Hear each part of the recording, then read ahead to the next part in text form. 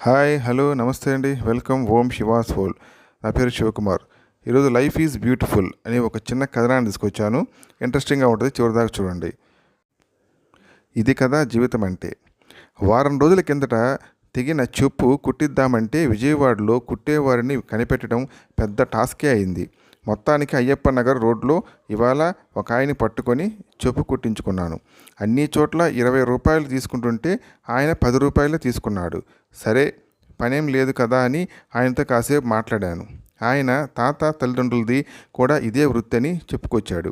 ఇంతకీ మీ పిల్లలు ఏం చేస్తున్నారు అని అడిగితే చెప్పాడు అసలు విషయం. వాళ్ళ అబ్బాయి ఇంజనీరింగ్ చదివి అమెరికాలో ఉద్యోగం చేస్తున్నాడు. అల్లుడు బ్యాంకు ఉద్యోగి. యనమల కుదురులో 7 సెంట్ల సొంతిల్లు. నెలకు వచ్చే అద్దెలు 25,000.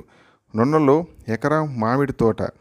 ఇన్ని ఉండి ఎందుకు ఇంకా చెప్పులు కుడుతున్నామని అడిగితే, ఒకప్పుడు ఈ పనే మాకు అన్నం పెట్టింది. మా నాన్న ఈ పని చేసే అప్పట్లో రేటు తక్కువని నున్నలో 3 ఎకరాలు కొంటే నా వాటా ఎకరం వచ్చింది. మా చిన్నప్పుడు మా నాన్న చెప్పులు కుడితే డబ్బులకు బదులు వడ్లు ఇచ్చేవారు. అవి సరిపోక మా అమ్మ వరి కోసిన పొలాల్లో పరిగె ఏరుకొచ్చి అందులో గింజలను వేరు చేసి మాకు అన్నం పెట్టేది. మేం తరతరాలుగా ఆధారపడి బతికిన పని ఇది. డబ్బులున్నా ఈ పని చేస్తేనే నాకు సంతృప్తిగా ఉంటుంది అని ఆయన చెప్పిన మాటలు అద్భుతంగా అనిపించాయి.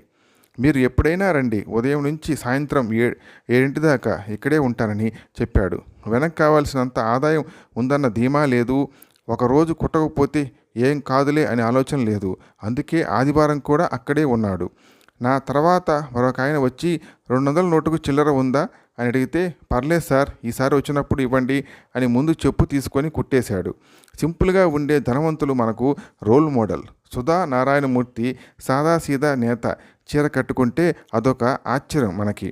సెలబ్రిటీలు రోడ్డు పక్కన డాబాలో తింటే అది ఒక వార్తే. అలా ఉండడం వారి గొప్పతనమే. ఈ చెప్పులు కుట్టే ఆయన కూడా ఆ కోవకు చెందినవాడే. ఆయనకు చదువు లేదు. ఒక నిరుపేద కుటుంబంలో పుట్టి పెరిగాడు. పిల్లల్ని చదివించుకున్నాడు. ఇవాళ కూర్చొని తినే స్థితికి చేరాడు. అలాగని అన్నం పెట్టిన వృత్తిని వదలట్లేదు. 59 ఏళ్ళ ఆ ముసలాయనకు పళ్ళు ఊడిపోయే దశ వచ్చింది. అందుకే మాట స్పష్టంగా రావట్లేదు.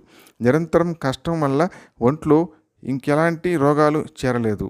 ఉదయం అన్నం తిని రావడం, మధ్యాహ్నం భోజనానికి వెళ్ళొచ్చి మళ్ళీ రాత్రి వరకు అక్కడే చెప్పులు కుట్టడం, ఇదే సంతృప్తి అంటున్నాడు.